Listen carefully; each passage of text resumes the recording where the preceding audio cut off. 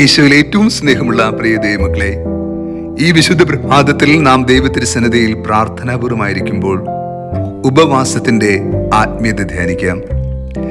നമ്മുടെ കർത്താവായ യേശു ക്രിസ്തു തൻ്റെ പരസ്യ ജീവിത കാലഘട്ടത്തിൽ ഭൂമിയെ പഠിപ്പിച്ച ഒത്തിരി നന്മയുടെ ബലങ്ങളുണ്ട്. അതിലേറ്റവും ശ്രേഷ്ഠവും മഹനീയവുമാണ് പഴയ നിയമ പുസ്തകത്തിലെ എഴുതപ്പെട്ട നിയമങ്ങൾ ക്രിസ്തു ഏതാണ്ട് തിരുത്തലുകൾ വരുത്തി ഈ കാലഘട്ടത്തിന്റെ നന്മയ്ക്ക് അനുയോജ്യമായി നൽകുന്നത്.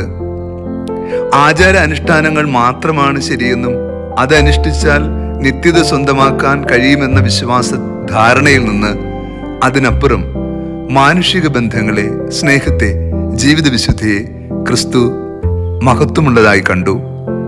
അതുകൊണ്ട് തന്നെ ഒരു വ്യക്തിയുടെ ബാഹ്യമായ പ്രവൃത്തികളല്ല, അവന്റെ ആന്തരികവും ആധ്യാത്മികവുമായ പ്രവൃത്തിയാണ് ദൈവം കാണുന്നതെന്നും ദൈവത്തിന്റെ മനസ്സിനൊത്ത് ഭൂമിയിൽ ജീവിക്കുമ്പോഴാണ് നിത്യത നമുക്ക് സ്വന്തമാകുന്നതെന്നും ക്രിസ്തു പഠിപ്പിച്ചു.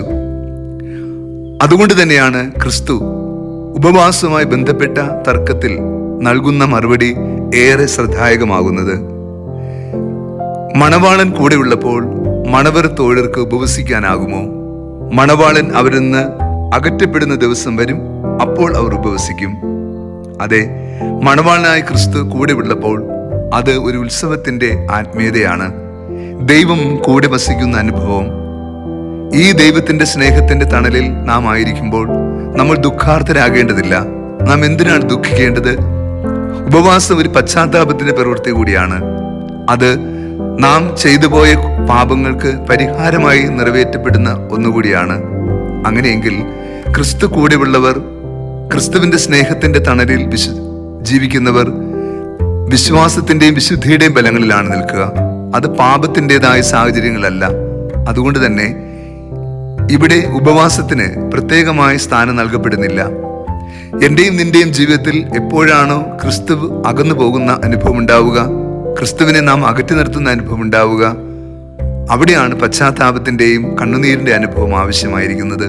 നിലപിടിച്ചുകൊണ്ട്, പ്രാർത്ഥിച്ചുകൊണ്ട്, ഉപവസിച്ചുകൊണ്ട് കർത്താവിന്റെ സ്നേഹത്തിലേക്ക് തിരികെ വരുവാനുള്ള ഉപാധിയാണത്. ഈ സത്യത്തെയാണ് ക്രിസ്തു അവർക്ക് ബോധ്യമായി നൽകിയത്.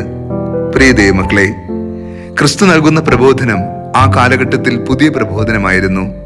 യേശു പറയുന്നുണ്ട്, ആരും പുതിയ വീഞ്ഞ് പഴയ തോൽക്കുടത്തിൽ ഒഴിച്ചു വെക്കാറില്ല. അങ്ങനെ ചെയ്താൽ തോൽക്കുടങ്ങൾ പിളരുകയും വീഞ്ഞ് നഷ്ടപ്പെടുകയും ചെയ്യുന്നു. അതുപോലെ പുതിയ വീഞ്ഞ് പുതിയ തോൽക്കുടത്തിലാണ് ഒഴിച്ചു വയ്ക്കുക. അപ്പോൾ അത് ഭദ്രമായിരിക്കും.